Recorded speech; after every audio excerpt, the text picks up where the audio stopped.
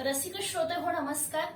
Online शिक्षण पद्धतीसाठी mobile मिळत नाही म्हणून केरळ सारख्या सुमारे 100% सुशिक्षित राज्यातील 66 विद्यार्थी आत्महत्येसारखं अगदी टोकाचं पाऊल उचलतात, तर दुसरीकडे इलेक्ट्रॉनिक माध्यमांच्या स्क्रीनमधून बाहेर पडणाऱ्या निळ्या रंगाच्या प्रारणांमुळे मुलांमध्ये डोळेदुखी, डोकेदुखी, मानदुखी, पाठदुखी, निद्रानाश, मानसिक ताणतणाव, राग, चिडचिड अशा अनेक आजारांमध्ये वाढ होते. तेव्हा व्यासपीठाला विषय मिळतो ऑनलाईन शिक्षण किती योग्य किती अयोग्य. रसिक श्रोते हो नमस्कार. मी कुमारी Pragya Shrikant Malkar, Shri Padmaraje junior college of arts, commerce and science, Shirol जिल्हा कोल्हापूरची विद्यार्थिनी. अर्थातच आपणासमोर विषय मांडतीये ऑनलाईन शिक्षण किती योग्य किती अयोग्य.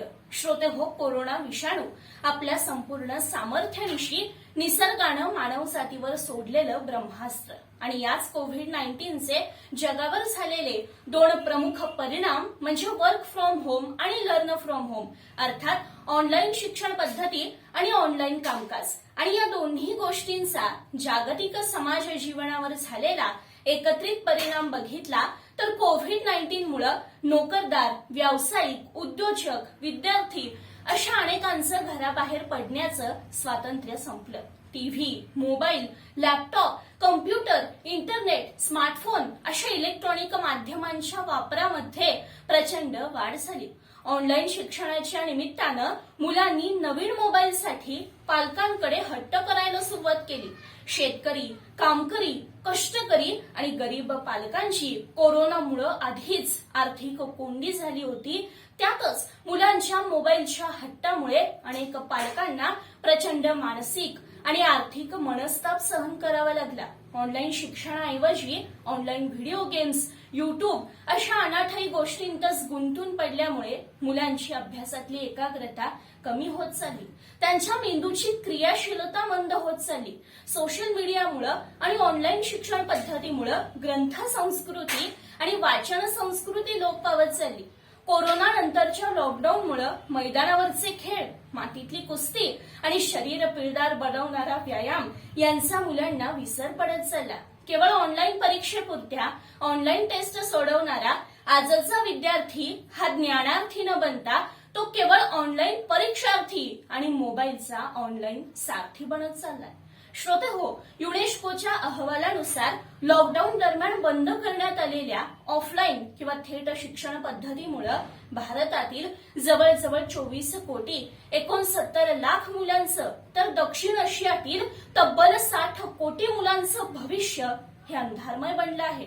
आणि याचं महत्वाचं कारण असं की भारतातील जवळजवळ 71% कुटुंब ही एका किंवा जास्तीत जास्त 2 खोल्यांमध्ये राहतात. त्यामुळे ऑनलाईन शिक्षणासाठी लागणारी शांतता, एकांत किंवा प्रायव्हसी त्यांच्या घरी उपलब्ध होऊ शकत नाही. आणि पदरमोड करून एखादा नवीन मोबाईल किंवा स्मार्टफोन खरेदी केलाच तर त्यासाठी आवश्यक असणारं हाय स्पीड इंटरनेट उपलब्ध नाही, फुल रेंज नाही किंवा ऑडिओ आणि व्हिडिओ या दोन्ही गोष्टी क्लिअर नाहीत. म्हणजेच कनेक्शन 4G आणि सर्व्हिस मात्र 2G असं आजच्या ऑनलाईन शिक्षणाचं वास्तव आहे. श्रोते हो, समाजातील गरीब आणि श्रीमंत वर्गातील विषमतेची दरी अधिक स्पष्ट करून दाखवणाऱ्या आजच्या या ऑनलाईन शिक्षण पद्धतीनं आता समाजातील डिजिटल दरीही अधिक गडद केली आहे. पण श्रोते हो, ऑनलाईन शिक्षण पद्धतीमुळे इथल्या विद्यार्थ्यांचं केवळ नुकसानच होत चाललंय आणि शिक्षण व्यवस्था धोक्यात आली आहे असं एकतर्फी डांगोरा पिटणं हे अतिशय अविवेकी आणि अव्यवहार्य ठरू शकतं. कारण आपल्याकडे लग्न मोठ्या धूमधडाक्यात लावली जातात, वाढदिवस मोठ्या थाटात साजरे केले जातात, कपडे लत्ते, दागदागिने, टीव्ही, फ्रीज, वॉशिंग मशीन, हॉटेलमधल्या जेवणावळी अशा चैनीच्या गोष्टींसाठी पैसे निघतात. पण ऑनलाईन शिक्षणासाठी लागणारा मोबाईल, लॅपटॉप किंवा इंटरनेटची सुविधा ही गरज किंवा गुंतवणूक न वाटता तो केवळ निरर्थक खर्च वाटतो. ही शोकांतिका म्हणावी लागेल. श्रोते हो, खरं तर शिक्षण म्हणजे चहूबाजूंनी मिळणारं ज्ञान अधिकाधिक आत्मसात करणं आणि त्यातून आपलं चतुरस्र व्यक्तिमत्व घडवणं हा शिक्षणाचा मूळ उद्देश. आणि त्याला जर आधुनिक तंत्रज्ञानाची जोड मिळत असेल तर तो शिक्षण मंदिरावरचा ज्ञान मंदिरावरचा कळस समजून आकाशाला गवसणी घालणं हा खरा पुरुषार्थ. म्हणूनच श्रोते हो, प्रगत, समृद्ध आणि संपन्न राष्ट्रांच्या पंक्तीत आपणालाही बसायचं असेल आणि महासत्ता भारताची आमची तळमळ खरी असेल तर ऑनलाईन शिक्षण पद्धतीशिवाय तरणोपाय नाही. कारण रेल्वेच्या तिकिटांपासून ते विमान प्रवासाच्या बुकिंग पर्यंत आणि फोन पे, गुगल पे पासून अमेझॉन किंवा फ्लिपकार्ट सारख्या कंपन्यांच्या माध्यमातून नाविन्यपूर्ण वस्तूंचं बुकिंग करण्यापर्यंत व्यवहारातील जवळजवळ सर्वच गोष्टी ऑनलाईन पद्धतीनं करण्याची मानसिकता आता समाजाच्या अंगवळणी पडू लागली आहे. हा डिजिटल क्रांतीचा सर्वात मोठा फायदा समजावा लागेल.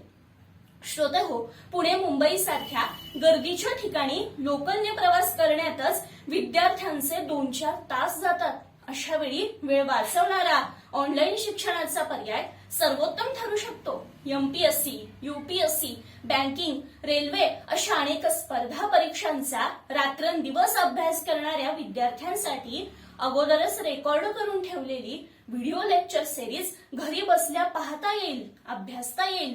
11वी 12वी सायन्स, इंजिनिअरिंग किंवा मेडिकल सायन्सचे प्रॅक्टिकल सोडले तर इतर जवळजवळ सर्वच विषय ऑनलाईन पद्धतीनं अगदी प्रभावीपणे शिकवले जाऊ शकतात.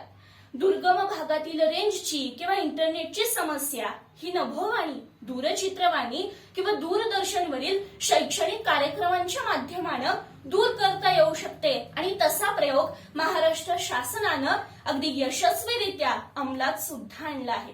शेवटी ग्लोबल टीचर पुरस्कार विजेते सोलापूरचे शिक्षक माननीय रणजित सिंह डिसले म्हणतात त्याप्रमाणे आपण सगळे मिळून कामाला लागलो तर संपूर्ण जग बदलण्याची किमया ऑनलाईन शिक्षण नावाची ही संजीवनी करून दाखवेल असा ठाम विश्वास व्यक्त करून मी थांबते. मनःपूर्वक धन्यवाद.